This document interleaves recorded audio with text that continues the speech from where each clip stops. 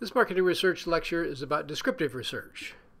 Descriptive research moves beyond exploratory research in the level of specificity and structure because the researcher knows what needs to be measured.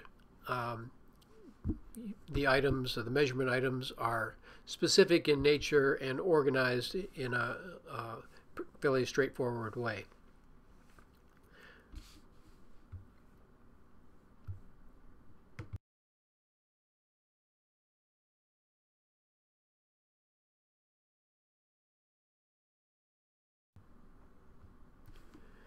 There's really no limit to what descriptive research can measure, but the slide shows three categories that are typical kinds of information.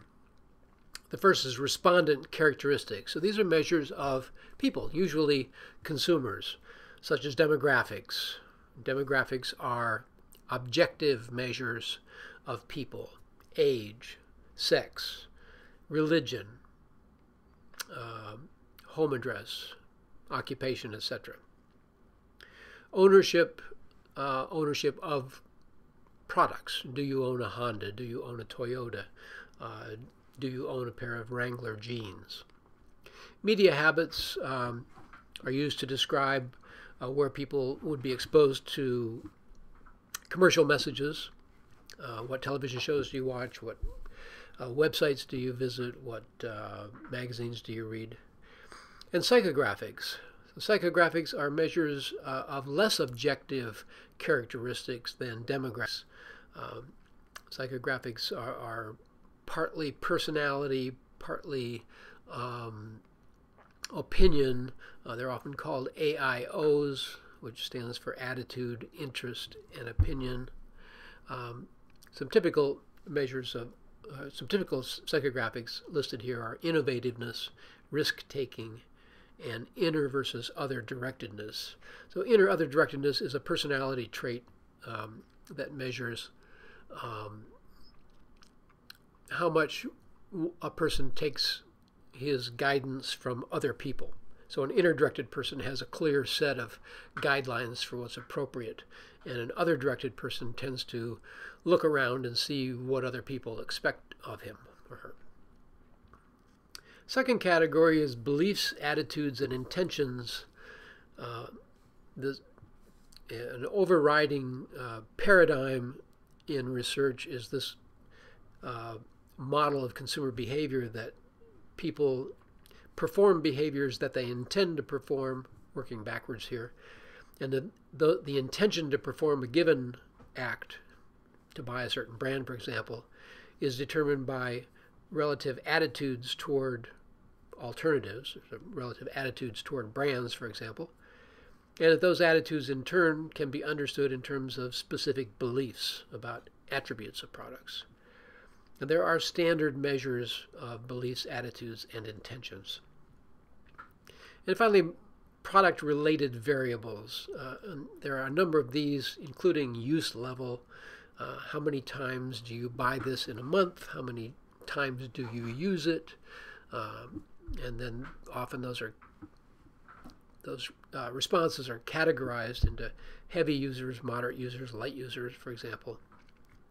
Decision factors, what are you thinking about when you buy one of these products? The situations in which people use the product or buy the product, and the place. What stores would you expect to buy them, or what websites would you expect to find the product available at?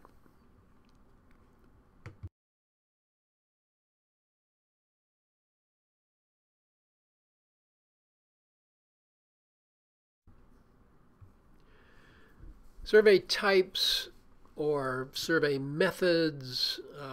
These are the typical means by which data are collected in surveys. First is a personal interview or a mall intercept interview. So these are one-on-one, real-time interview techniques. A person collecting data is meeting with another person who's providing answers to questions. Typically, the interviewer has a form of some sort and records the responses, and the interviewee is simply answering questions.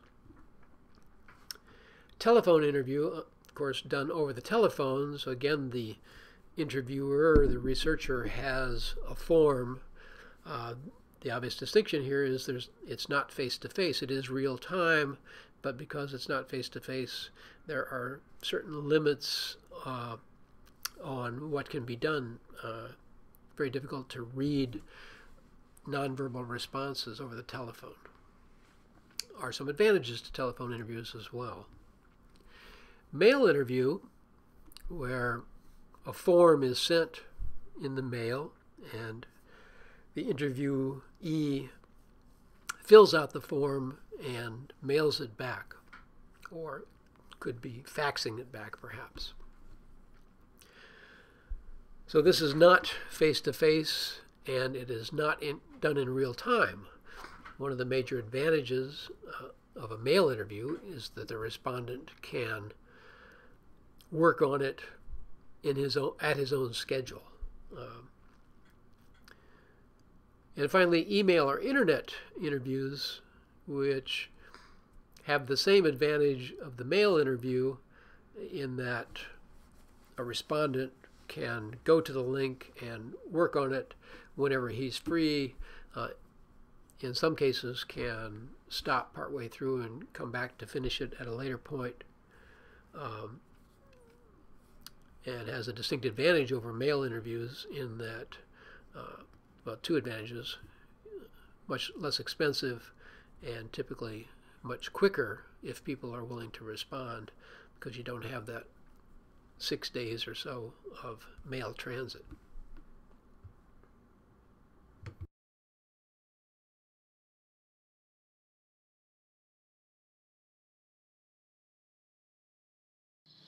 Now, these 4 survey types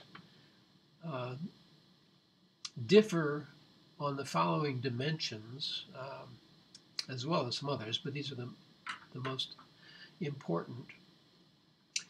And depending on the research application, a consideration of these factors will determine how a survey is going to be administered. First is complexity, flexibility. This has to do with whether or not there are branching questions. It gets to that distinction between exploratory research and descriptive research, which is that in exploratory research you don't know what you're asking or what kind of answers you're going to get. And sometimes in descriptive research you may be a little uncertain as well. And that would be a complex situation where an answer might come up that would require you to modify a question or even modify a direction in the research. And if that's the case, you would want the flexibility that a personal interview or a telephone interview would afford you, where in that case the researcher or the interviewer could say to himself, well, wow, that's an unexpected response. Perhaps I should follow up with an unexpected question to see where that takes me. Or often a question will have multiple answers, and depending on the answer, subsequent questions will go off in different directions. And those are possible to do with internet and mail surveys, but they're easier to do in real-time personal or telephone interviews. Second issue is quantity of data. Generally, personal interviews, telephone interviews are more time intensive. People are unwilling to talk much more than 30 or 45 minutes in either of those settings. And in a mall intercept, which is a personal interview in which you stop people while they're going about their business, in a mall, for example, people are willing to spend even less time, typically 10 or 15 minutes at most. So those time limits reduce the amount of data that you can get. And again, with mail or internet, where people can work a while, come back to it, or pick a time when they have plenty of time, you can get more data. Sample control, of course, is a problem when you, and we'll talk more about this when we talk about samples, but typically a researcher does want to get information from a specific group with specific considerations, and although you can ask questions, demographics and respondent characteristics and so on, to make sure that you've got those people, you'd rather get the right people to begin with and not have to rule out people. So sample control is an issue. Personal interviews mean that you identify people very precisely. Each person who is selected to be interviewed typically is known ahead of time. Telephone interviews, you're not always so sure whether you're reaching the person you hope to reach.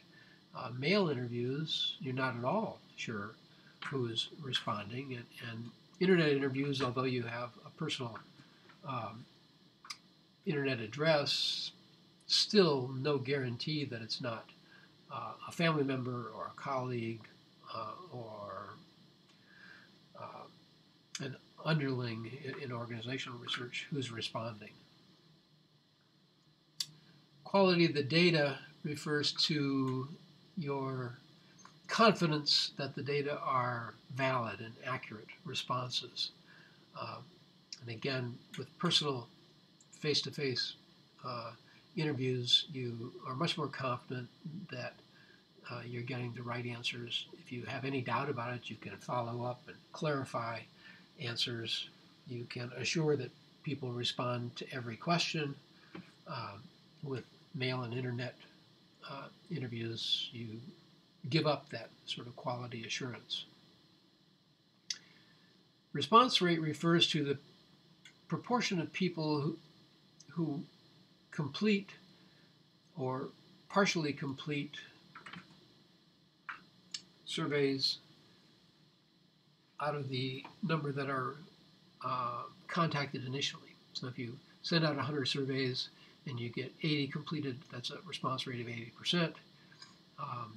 If 60 of those are complete, that's a completion rate of 60% for 100% completion, and the other 20% would be partially completed.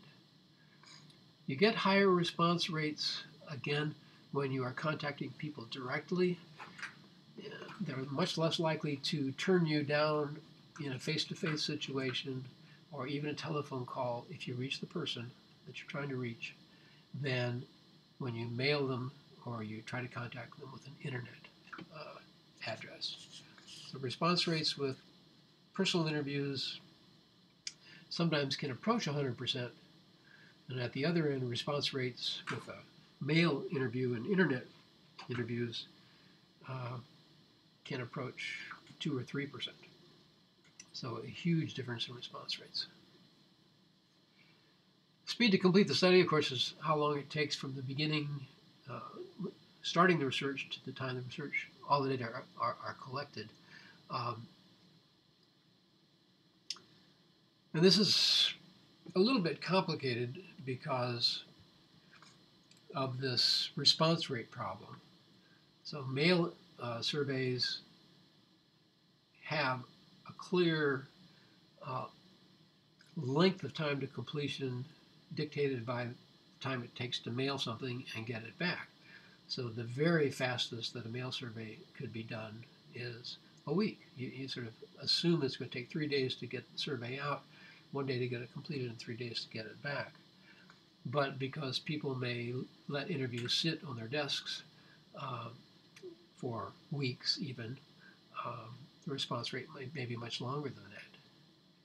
Personal interviews, which are done in the space of the hour that it takes to do the interview, may also take a long time because personal interviews themselves take a long time, and if you were to do 100 or 200 or 500 of them, depending on how many interviewers you have, you're expanding the length of time it takes to collect information. So when response rate is an issue, there are other considerations. How likely will people be to respond quickly? What is the budget? How many interviewers can I get on the job? And so on. Cost varies dramatically. The cost of an internet survey is pennies per item, even less than pennies. The marginal cost of sending out another copy of an internet interview is close to zero. On the other hand, the cost of personal interviews can range into the hundreds of dollars if you are dealing with a sample that's difficult to get. Professional people, lawyers, doctors, for example, very difficult to get them to agree.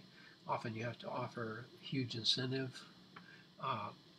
Or if you're conducting an interview that requires a highly trained interviewer, might be, in fact, be a psychologist or even a psychiatrist doing the interviewing, then you're paying several $100s to the interviewer.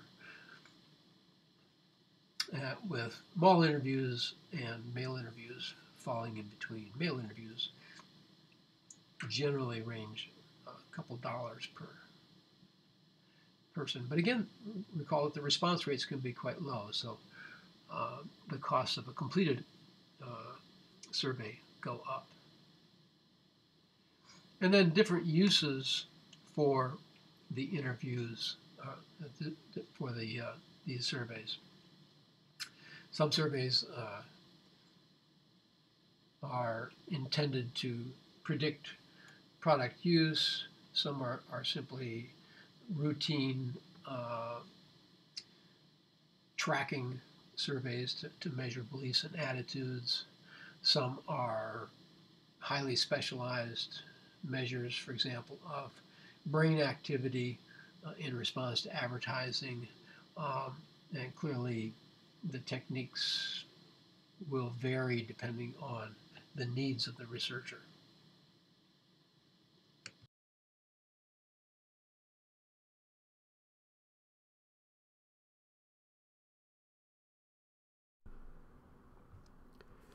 This marketing research lecture is about descriptive research. Descriptive research moves beyond exploratory research in the level of specificity and structure, because the researcher knows what needs to be measured. The items, or the measurement items, are specific in nature and organized in a fairly straightforward way.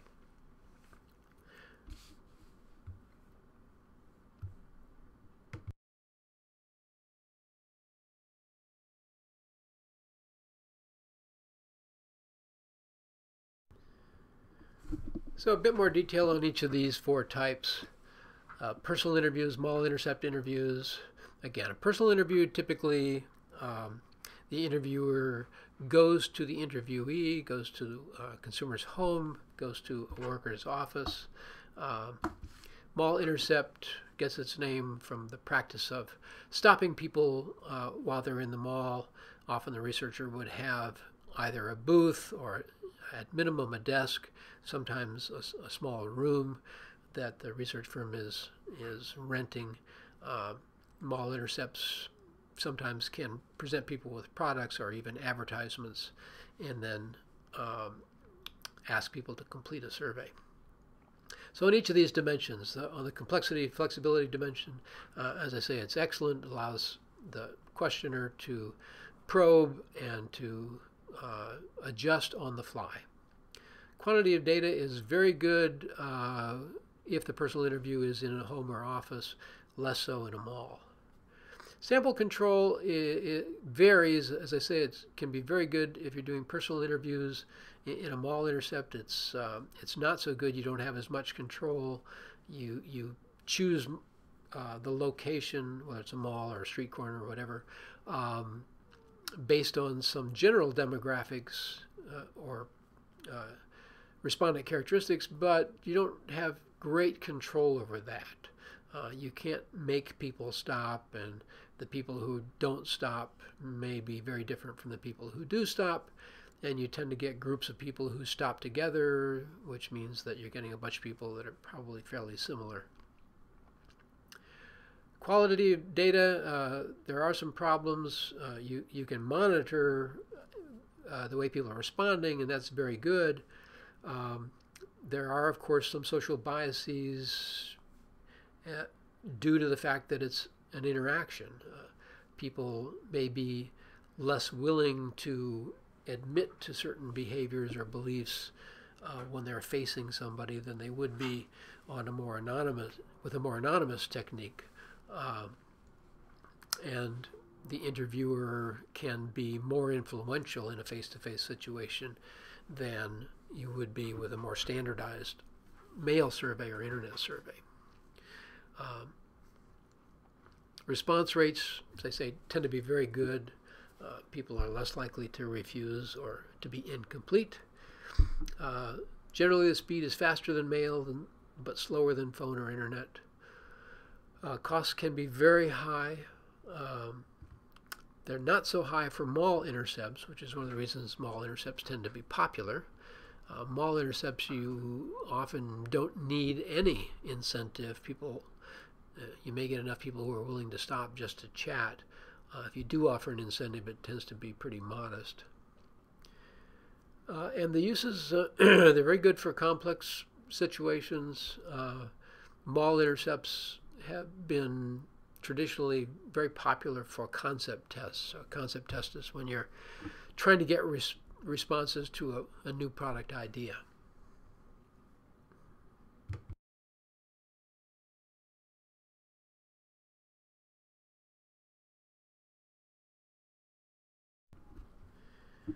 Telephone interviews. Telephone interviews have long been the staple of descriptive research. They're less so now. They're being replaced by internet surveys because fewer people have landlines at home. They're relying on mobile, and they're less inclined to talk on mobile phones. You tend to catch people on mobile phones at work or at play or on the go. And just in general, people have become less cooperative about telephone research or which I think a lot of people link with telephone marketing. Nonetheless, it's still a staple.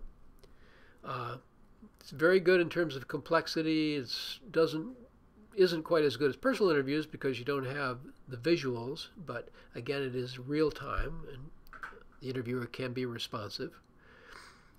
Quantity of data is not so good. People typically are willing to talk on the phone less than they are in person, and they want to be obligated in total less than they would be willing to do on internet or mail. Sample control is pretty good. Virtually everybody is reachable by telephone. There are some sampling frame concerns. Not everybody, as I say, has a landline. Getting a listing of everybody's phone number in a given area is problematic. Quality of the data is fairly good because you can monitor responses. There still are some interviewer and social biases, but they tend to be lower than they would be in personal interviews.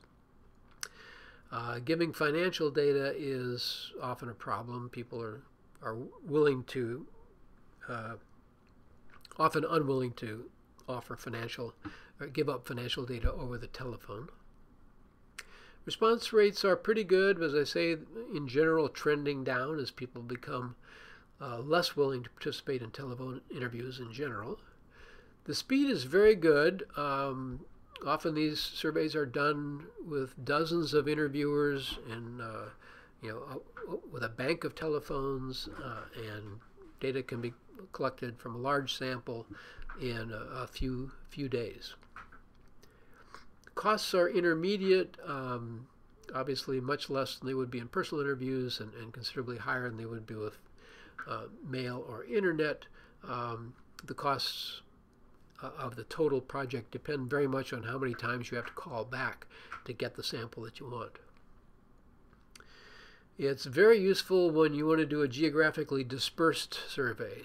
So if you need to have interaction because it's a complex situation, and you want to do a national survey in the United States, for example, you don't want to be sending interviewers all over the country to collect information when you can make these telephone calls from one place. One can deal with moderately complex situations, product use follow-ups, a common application.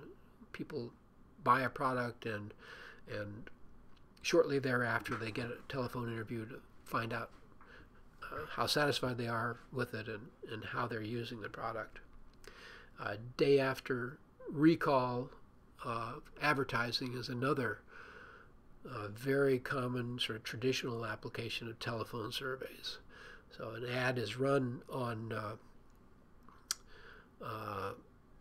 Grey's Anatomy, for example, on Thursday night, and on Friday, telephone survey is done to find out whether people noticed the ad and how they reacted to it.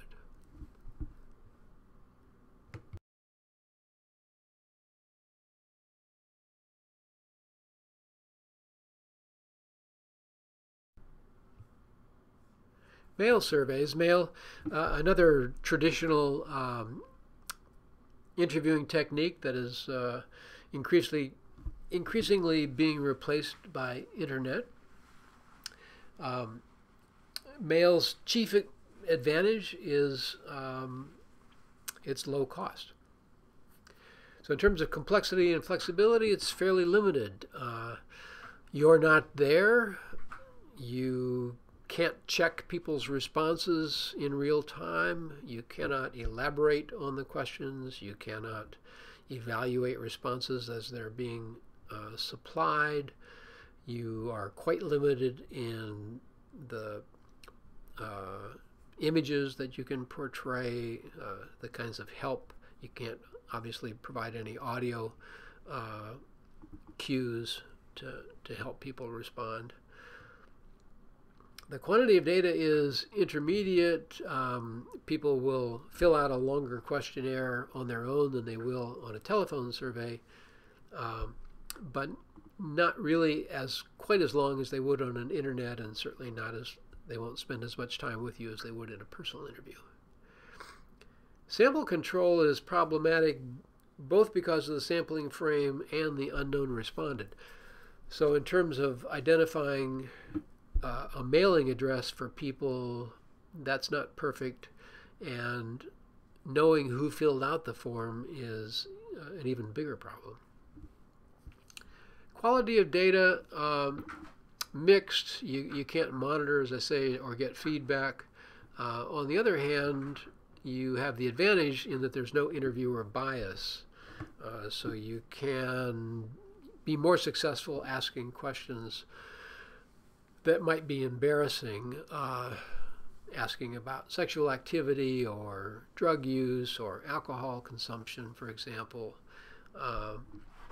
better with a mail survey than with personal. There is a self-selection bias that is very problematic, having to do with responses. You just don't know whether the people who don't fill out the form and send it back in are different in significant ways from the people who do send them in. And that's exacerbated by the low response rates, which often are under 10%. Marketers do lots of things to try to increase response rates in the form of offering inducements, everything from including money in the initial request to enrolling people in lotteries for very large prizes to multiple callbacks in the form of additional surveys being sent out. The speed is not very good. As I say, normally you need to allow a few weeks. Costs, on the other hand, are very good.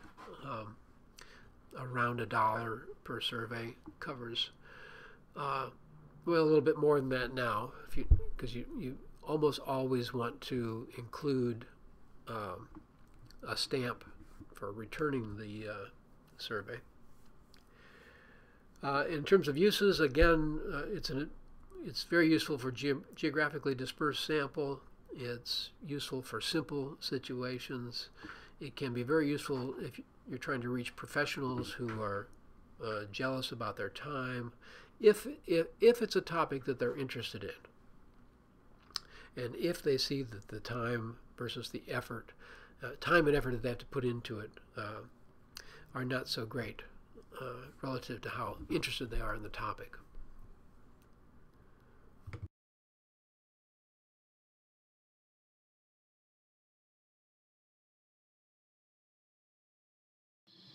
And finally, internet-based surveys, which, as I've mentioned, are increasingly popular as more and more people have access to broadband internet. And at some point, when virtually everyone does, I suspect internet-based surveys will, by and large, replace mail and telephone. Telephone to a lesser extent because of the advantage of the real-time interaction on the telephone. They're limited in their complexity and flexibility. They're better than mail because one can include images and audio components, which means that you can deal with a wider range of stimuli and you can also provide more information. Quantity of data is intermediate. People will stay with internet surveys fairly long time, particularly if they can come back to them. Sample control, same problems as mail. You don't know exactly who's responding, or you don't know exactly what the email address is for every person you want to reach, and you don't know who's responding even if you do get the correct address. Quality data is fairly good. You're not really monitoring in any real-time sense, but you can include logic checks that are responsive almost immediately. So you can ask the same question in similar ways, or you can ask a second question that could only be answered in certain ways depending on how an earlier question was asked. And you can have the form immediately ask for clarification if there seems to be a problem. You do eliminate the social bias, but you don't eliminate the self-selection bias. So that means there isn't any social pressure for people to respond in certain ways. But you do have the problem in that not everybody will fill out the form. Response rates are fairly low, very much depend on the nature of the survey. So if you've got something that's highly interesting, often people will click on it immediately and fill it out right away, and you get your responses quickly and from a very high percentage of the people.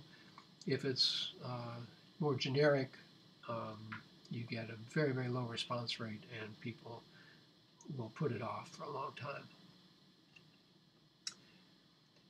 It is very fast, as I say, depending on whether people respond. And if they're not highly interested, there may be a number of callbacks that are required. And these callbacks, they're called callbacks, just means another contact. Sometimes they are telephone messages that follow up on an interview or a mail survey administration, but generally they're simply repeated sending of the same survey. They're very inexpensive. They have the lowest cost per contact.